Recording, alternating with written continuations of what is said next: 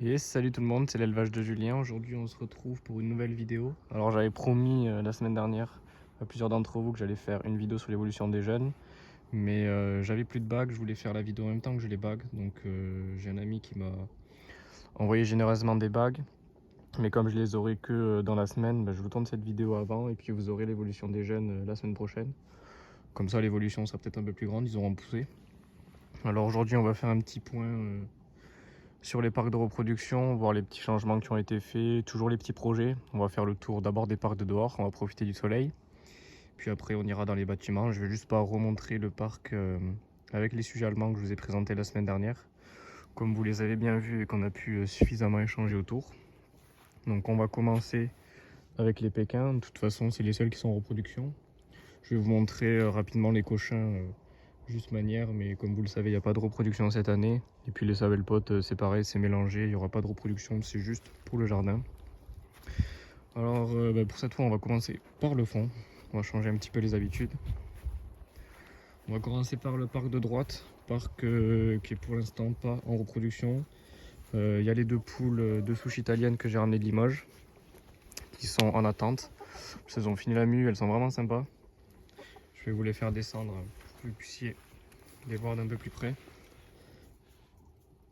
Mais elles sont vraiment sympas, elles ont fini la mue, elles avaient repris la pente. Là, comme il y a eu une vague de froid avec du gel le matin, il fait -2, -3 la nuit. Elles ont restoppé. De toute façon, elles sont pas en reproduction. Elles avaient même commencé à couver. Elles avaient fini leur chapelet. Bon, elles veulent pas descendre, je vais vous les montrer d'ici. Elles sont vraiment sympathiques à part les têtes. Bec long, grosse crête. Celle-ci a un double crétillon, je vais pas la garder, je vais juste la faire reproduire un coup. Mais je préfère le coloris de la deuxième. Alors faites pas attention à la queue, c'est encore abîmé. Elle n'a pas tout à fait fini la mue. Là vous voyez au sol, je vous en parlerai la semaine prochaine, la semaine d'après. Après la vidéo de l'évolution des jeunes, de ce qui est au sol.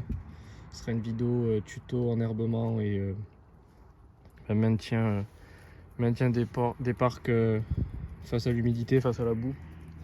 Ça ce sera dans la prochaine vidéo. Du coup dans ce parc, ces deux poules perdrix pour l'instant elles sont en attente. Je vais les mettre une fois que j'aurai fait la reproduction avec mon coq qui était à Limoges cette année, qui est avec la poule belge. Je le mettrai dehors avec les deux poules, histoire d'avoir quelques jeunes. C'est des poules perdrix dorées bleues. Et une fois que la reproduction sera finie, je garderai qu'une poule des deux. Donc voilà pour ce parc. Ensuite, de ce côté, on a le coq italien. Donc même souche que les deux poules derrière moi. Juste ici, bon, il n'a pas fini sa mue, là il se tient pas très bien, il se remet de la variole que j'avais eue, donc d'où la face encore blanche. Il est pas très beau, il a pas toutes les plumes en camaille. Il se tient vraiment pas bien, donc ne jugez pas. Derrière on a ma poule perdrix frisée, pareil en mue, elle a plus de camaille. On voit c'est tout blanc. Hop, je vous fais un petit zoom. C'est tout blanc parce que les plumes sont en train de se refaire, donc perdrix frisé, porteur bobtail. L'intérêt c'est de me créer ma petite souche de perdrix frisé. Ici on a la poule perdrix doré bleu que vous connaissez, que j'ai utilisé l'année dernière, donc malheureusement qui est devenu à moitié aveugle, mais qui est super sympa. On voit bien une poule très sympathique, donc qu'on va utiliser en reproduction cette année. Ensuite, juste là-haut, la poule perdrix dorée, pareil de l'année dernière, ma repro, voilà, qui est perchée. Pareil, elle a pas fini la mue, elle a pas repris tout son volume, mais elle recommence à être pas mal. En plus, elle a un peu fonci avec la mue. Donc, cette poule, elle est vraiment sympathique. Petit gabarit, très bien typé. Donc avec le coq italien, j'ai hâte de voir ce que ça va donner. Surtout que ce coq, bon là on peut pas l'apprécier, il a beaucoup de poitrine, pas mal de volume. Donc j'ai vraiment hâte de voir ce que ça peut donner en résultat. Donc je vais pousser le miscanthus qui est un peu tombé. Donc ça c'est un parc vraiment où j'ai vraiment hâte de faire la reproduction. J'ai pas encore d'œufs, évidemment avec le temps qu'il fait, c'est pas propice. Puis de toute façon elles sont en train de terminer tranquillement leur mue. Elles sont dans le poulailler Cucciolata. Juste ici, pareil, j'ai pas fini de séparer le deuxième parc. Pour l'instant, j'en ai pas l'utilité. Je le ferai quand j'aurai besoin de sortir les premiers jeunes, histoire d'avoir un parc d'élevage. Puis comme ça, je pourrai y mettre le deuxième poulet avec Chulota et vous faire une vidéo là-dessus. Donc après, voilà, ça va pas changer.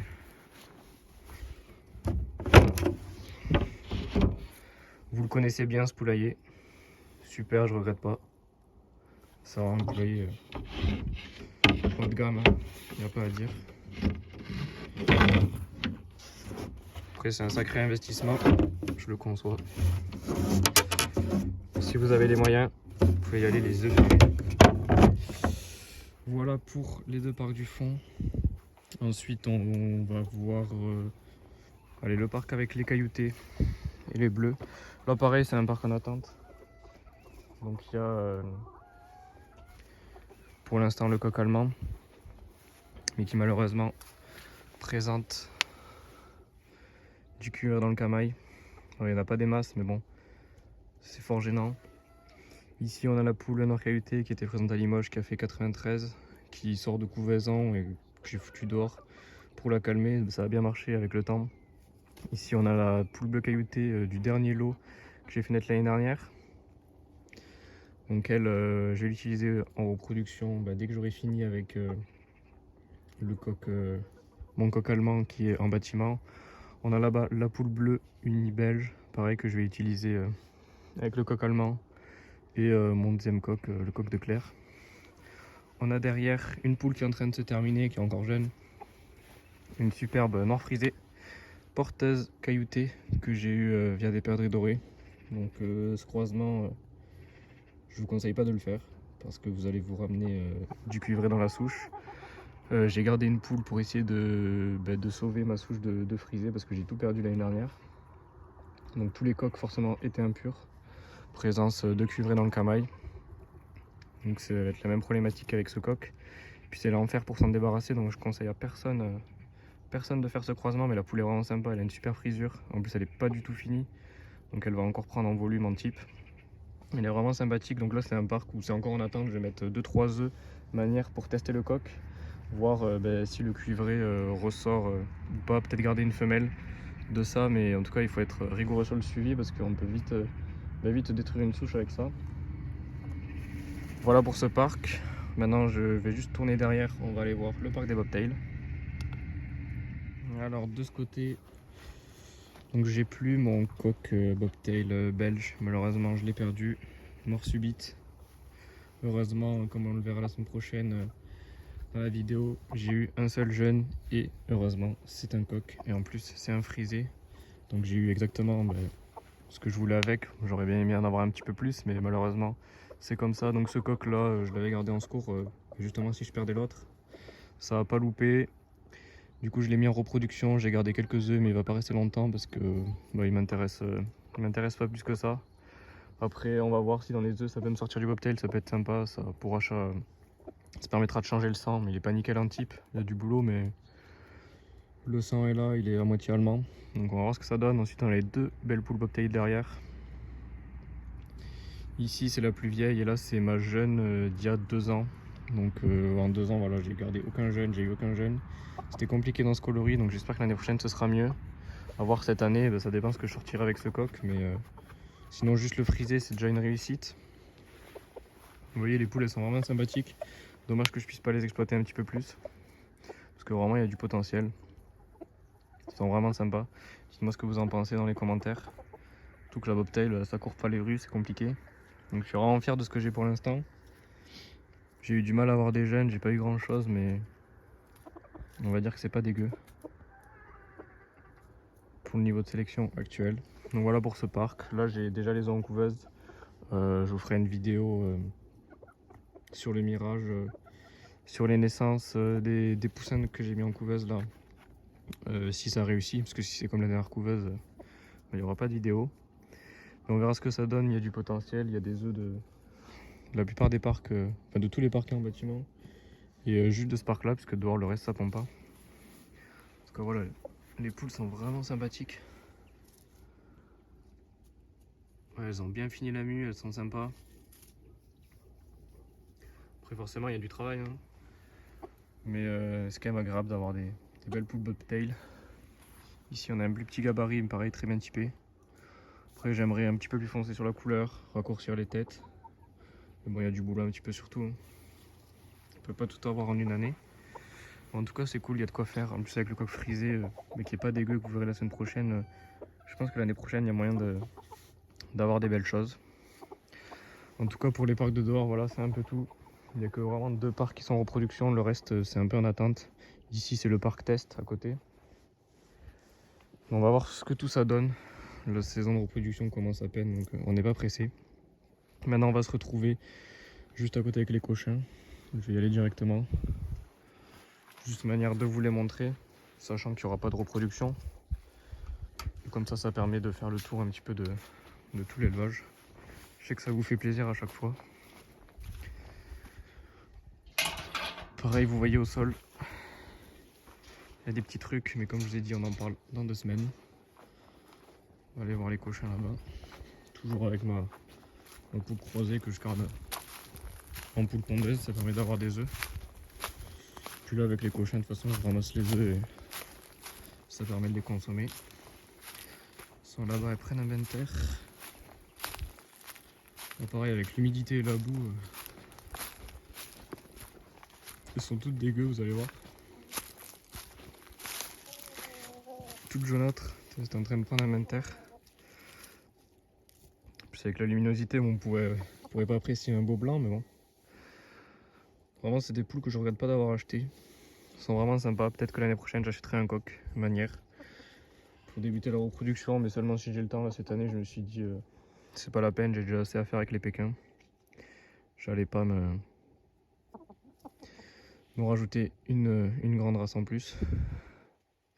Donc voilà pour les pépettes. Maintenant, on va aller dans le bâtiment vous présenter les 3 derniers parcs de reproduction. Alors, on se retrouve dans le bâtiment. Donc voilà, le premier parc à gauche. Je vous l'ai présenté la semaine dernière, je vous le remontre pas. On va aujourd'hui regarder le deuxième parc de Noircaillouté. Juste ici. Alors ici on a ma poule bleu caillouté l'année dernière, que vous connaissez. On a également ma Noircaillouté de l'année dernière aussi. Enfin d'il y a 2 ans, maintenant qu'on est en 2022 c'est vrai. Et le coq que j'ai récupéré à Limoges de Claire. Bon là il y a un petit coryza avec la fraîcheur, mais rien d'inquiétant. Juste le coq est touché, bon vous voyez ils sont tous épilés. Le coq est encore jeune, il est un peu végété, mais le sang est là. Donc ça c'est cool, j'espère que les œufs que j'ai mis en couveuse seront fécondés, il n'y en a pas beaucoup. J'ai juste commencé. Là les poules sont vraiment super sympathiques, mes 2 meilleures poules. 2 meilleures poules de mon élevage je veux dire, parce qu'après les poules à côté, les poules allemandes sont vraiment sympas. Ma poule Norca elle est encore en mue, elle recommence à être super belle. Elle a pris un peu plus de pastillage mais ça va, c'est assez homogène. Bon, à part juste ici dans le camail. Elle est vraiment super sympa, elle a pris en volume et tout. C'est vraiment beau à regarder. Ça a repris la ponte il y a 1 semaine à peine. Là elle pond dans le loge qu'il y a derrière. Là il n'y a pas les œufs parce que évidemment j'ai tous mis en couveuse. Voilà, j'ai laissé mon ancienne poussinière, elle aime bien les gratter dedans, j'ai foutu du lin. Bon, en tout cas ce parc est vraiment sympa. J'ai envie de voir le résultat. Après je vais interchanger les 2 coqs. Donc mon coq il va revenir sur ses filles et le coq là-bas va partir sur les poules allemandes. Je pense que c'est 2 croisements qui peuvent être super sympathiques, donc on va voir ce que ça donne. Voilà pour le deuxième parc Norcaille. Pareil, je le répète, mais je vous invite à aller voir la dernière vidéo pour voir le parc qui est juste à côté avec les nouveaux sujets allemands. Un parc 100% allemand. Donc je referme tout ça. Ensuite, ici on a le coq coucou doré. Hop, on rezoome ça pour mettre la qualité. Hop là. Donc on a le coq coucou doré, une poule coucou doré. Bon là c'est normal. Elle a une petite sinusite. Juste ici, j'ai réussi à tout déboucher, ça a coulé partout. Donc à force ça sèche. Bon elle croit que je vais leur donner des verres de farine. On a ma perdrix dorée que j'avais mis à Limoges. Donc pareil, le but c'est donner un autre sang au coucou doré, qui sont vachement consanguins. Parc très sympa. Hop, je les fais rentrer, on va rentrer dedans. J'ai des œufs qui sont en couveuse. On a avec... Bon, les poussins, je vous les montre pas. J'ai dit que je ferai une vidéo la semaine prochaine. Ensuite, on a ici mon coq perdrix doré de Limoges. Juste éviter que les deux coqs se battent. On a hop, ma poule belge. Ma poule perdrix doré belge. Super sympa, j'ai hâte qu'elle pond. Elle pond toujours pas, ça fait un bon moment. Je vais juste remettre les poussins coucou dorés de l'autre côté parce que j'ai voulu interchanger un petit peu les parts tout à l'heure, mais ils sont tapés dessus. Hop. Donc là, ça va pas changer. Pareil, j'ai mis la coucou dorée pendant un moment avec le coq perdrix. L'intérêt c'était pareil de tester les croisements des deux côtés pour amener du champ sur les coucous dorés. On va voir ce que ça donne. Normalement, le plus judicieux, c'est le coq coucou doré sur la poule perdrix. On va voir ce que ça donne. Du coup, de base, il y avait une poule de chaque côté, la perdrix dorée de l'un et la coucou dorée de l'autre, mais bon, elles se sont mélangées. Ils arrivent à sauter, comme vous le voyez là. Puis avant, il y avait juste le coq qui sautait, donc ça permettait d'isoler les deux poules et de savoir quel œuf venait de quelle poule. Mais là, maintenant, ils ont toutes compris la technique. C'est pas grave, on verra sur les poussins. De toute façon, la perdrix dorée, elle pond pas encore pour l'instant. Donc c'est pas gênant. Je vais juste remettre le petit piou-piou là-bas.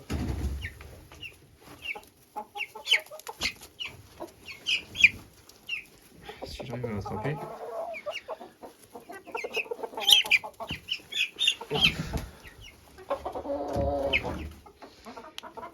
En tout cas pour l'intérieur, voilà, ça n'a pas trop changé. De toute façon là on est sur les deux couleurs que je bosse ensemble, coucou doré et perdrix doré. L'un des meilleurs croisements que je veux faire, c'est mon coq qui est à l'intérieur et la poule perdrix dorée qui est là-bas. En coucou doré en plus j'ai eu que des poules pour l'instant, j'avais eu un coq double facteur qui était né mais malheureusement il est mort rapidement à la naissance. Il s'est fait écraser par la mer donc ça c'était vraiment pas de cul. J'espère que j'en aurai d'autres avec ce coq et les deux poules coucou doré qui me restent. Là en coucou doré le début de reproduction n'était pas terrible. Bon j'ai eu pas mal de poules. On verra ce que ça donne sur les dessins. Mais là surtout d'avoir croisé avec du perdrix doré, j'espère ramener un sang un peu plus résistant, avec moins de mycoplasme. Et surtout améliorer les crêtes. Bon, même si ma poule perdrix doré a une grosse crête, le but c'est d'améliorer la découpe parce que les coucous dorés ils avaient vraiment une découpe de crête à chier. Puis pareil ramener un peu de type. Puis on va voir ce que ça donne. De toute façon je vous ferai un suivi sur les œufs qui sont en couveuse et sur les jeunes. Donc voilà pour les parcs de reproduction, je vous ai tout présenté. D'ailleurs, oui, j'en avais parlé dans la dernière vidéo, mais rappelez-le moi dans les commentaires si une vidéo sur les huiles essentielles ça vous intéresse. Là, c'est un pulvérisateur de huile essentielle, donc j'utilise pas mal dans le bâtiment pour l'ambiance, l'atmosphère. Et aussi, quand il y a des sujets malades, ça peut être hyper intéressant avec un diffuseur.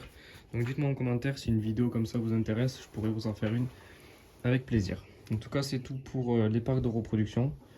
J'espère que la vidéo vous aura plu. On se retrouve la semaine prochaine pour le tuto sur le maintien de l'enherbement et comment éviter la boue dans les poulaillers. Et la semaine d'après pour une vidéo sur le suivi des jeunes.